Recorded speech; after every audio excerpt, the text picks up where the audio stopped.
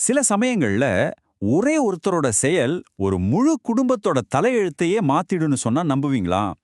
இன்னைக்கு நாம பார்க்க போற கதை அந்த மாதிரி ஒரு ஆழமான, ஒரு தனிப்பட்ட உறவை பத்தினது தான். ஒரு சாதாரண மனிதர் எப்படி ஒரு குடும்பத்துக்கே ஒரு பெரிய தூணா மாறுறாருங்கிறத பத்தின ஒரு சக்தி வாய்ந்த கதை இது. இந்த ஒரு வரி, ஒரே ஒரு வரி தான். ஆனா இதுக்குள்ளதான் மொத்த கதையோட இதயமும் அடங்கியிருக்கு. மனார் குடும்பத்தின் பாதுகாவலர். யோசிச்சு பாருங்க, இந்த வார்த்தைகளுக்கு பின்னாடி எவ்வளவு பெரிய அர்த்தம் இருக்கும்னு. இது சும்மா ஒரு பட்டப்பெயர் இல்லைங்க. இது ஒரு வாழ்நாள் முழுக்க வெளிப்படுத்தப்படுற நன்றி. சரி, வாங்க இதுக்குள்ள இன்னும் கொஞ்சம் ஆழமா போலாம்.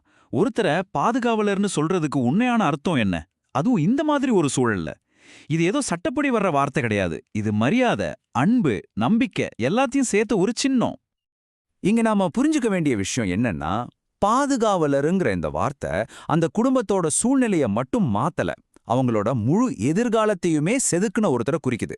அவங்களுக்கு வழிகாட்டியா இருந்து தைரியத்தையும் நம்பிக்கையும் கொடுத்திருக்காரு. எல்லா பெரிய கதைக்குமே ஒரு சின்ன ஆரம்பம் இருக்கும் இல்லையா? அதே மாதிரி தான் இந்த மாதிரி சக்தி வாய்ந்த உறவுகளும் ரொம்ப எளிமையான, நாம எதிர்பார்க்காத தருணங்கள்ல தான் தொடங்குது. சரி, இந்த உறவோட தொடக்கம் எப்படி இருந்துச்சு, அதோட அஸ்திவாரம் எவ்வளவு வலிமையா போடப்பட்டுச்சுன்னு பார்க்கலாமா? பாருங்க, இந்த ஆழமான உறவு ஒரே நாள்ல உருவானதில்ல. முதல்ல இது ஒரு சாதாரண சந்திப்புல ஆரம்பிச்சிருக்கு. அப்புறம் அந்த குடும்பத்துக்கு ஒரு கஷ்டமான நேரம் வரும்போது எந்த தயக்கமும் இல்லாம ஒரு உதவிக்கரம் நீட்டப்பட்டிருக்கு. அதிலிருந்து வளர்ந்த நம்பிக்கை தான் இன்னைக்கு பிரிக்க முடியாத ஒரு பிணைப்பா மாறியிருக்கு.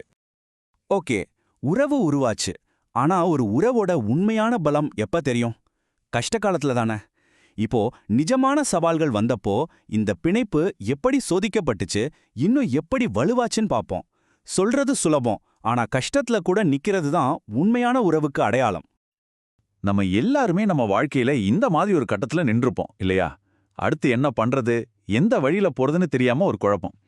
அதுவும் நம்ம குழந்தைங்களோட எதிர்கால சம்பந்தப்பட்ட விஷயத்துல அந்த பொறுப்போட பாரம் ரொம்பவே அதிகம். இங்கதான் அவரோட உதவி ரொம்பவே தனித்துவமா தெரியுது. அவர் சும்மா பணத்தை கொடுத்துட்டு போல, முதல்ல அவங்க பிரச்சனைய பொறுமையா காது கொடுத்து கேட்டிருக்காரு. அப்புறம் சரியான ஆலோசனைகளை சொல்லியிருக்காரு. தேவைப்படுற உறுதியான ஆதரவையும் கொடுத்திருக்காரு.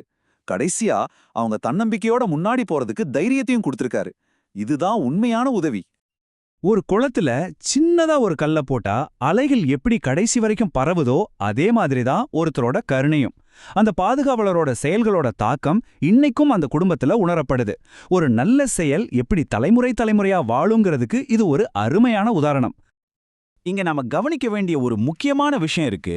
அவரோட உதவி ஏதோ அப்போதைக்கு இருந்த பிரச்சனையை தீர்க்கிற தற்காலிக நிவாரணம் மட்டும் கிடையாது.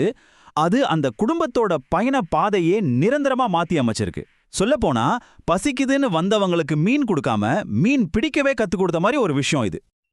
அப்போ அந்த உதவியோட விளைவுகள் என்னென்ன பாத்தீங்கன்னா, ஒவ்வொன்றும் அந்த குடும்பத்தோட எதிர்காலத்துக்கான அஸ்திவாரம். அடுத்த தலைமுறைக்கு நல்ல கல்வி கிடைச்சிருக்கு, நிலையான வருமானத்துக்கு ஒரு வழி உருவாகியிருக்கு, நேர்மையா கருணையா எப்படி வாழணும்னு வாழ்நாள் பாடங்கள் கிடைச்சிருக்கு. எல்லாத்துக்கும் மேல எதிர்காலத்து மேல ஒரு பெரிய நம்பிக்கை பிறந்திருக்கு. சரி, இது வெறும் வேணுகோபால் சார் மற்றும் மனார் குடும்பத்தோட கதை மட்டும்தானா? இல்லவே இல்ல. இந்த ஒரு கதையிலிருந்து நம்ம எல்லாருமே கத்துக்க வேண்டிய ஒரு உலகளாவிய பாடம் இருக்கு. ஒரு விதத்துல இது நம்ம எல்லாரோட கதையும் கூட. ஒரு நிமிஷம் யோசிச்சு பாருங்க, உண்மையிலே ஒருத்தரை பாதுகாவலர்னு சொல்ல வைக்கிறது எது? அது அவங்க பதவியா, இல்ல பணமா, இல்ல அதுக்கும் மேல வேற ஏதாவது இருக்கா? என்னவா இருக்கும்? இதுக்கு பதில் ரொம்பவே எளிமையானது. பாதுகாவலரா இருக்கிறதுங்கிறது ஒரு தேர்வு, ஒரு முடிவு. மத்தவங்களுக்கு வழிகாட்டணும், அவங்களுக்கு ஆதரவா இருக்கணும்னு நாம எடுக்கிற ஒரு முடிவு. குறிப்பா அவங்க மேல அவங்களுக்கே நம்பிக்கை வர்றதுக்கு முன்னாடி நாம அவங்க திறமைய நம்புறது தான் உண்மையான கார்டியன்ஷிப். இறுதியா உங்ககிட்ட ஒரு தனிப்பட்ட கேள்வியோட முடிக்கிறேன். ஒரு நிமிஷம் கண்ண மூடி யோசிங்க. உங்க வாழ்க்கையில இந்த மாதிரி பாதுகாவலர்களா இருந்தவங்க யாரு? அதே சமயம் நீங்க யாருக்கு இந்த மாதிரி ஒரு பாதுகாவலரா இருக்க முடியும்னு யோசிச்சு பாருங்க. ஏன்னா நம்ம செய்யற ஒரு சின்ன உதவி கூட ஒருத்தரோட வாழ்க்கையில மிகப்பெரிய மாற்றத்தை ஏற்படுத்த முடியும்.